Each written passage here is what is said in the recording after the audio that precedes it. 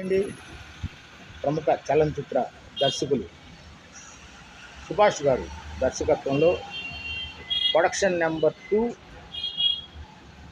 VVS Y Reddy గారు నిర్మిస్తూ నటిస్తున్న చిత్రం త్వరలో షూటింగ్ ప్రారంభమవుతుంది. వన్స్ అగైన్ సుభాష్ గారికి వివిఎస్ రెడ్డి గారికి శుభాకాంక్షలు తెలియజేస్తూ టోటల్ సినిమా గోవా పరిసర ప్రాంతాల్లో సస్పెన్స్ హర్రర్ థ్రిల్లర్ మూవీ చేస్తున్నారండి.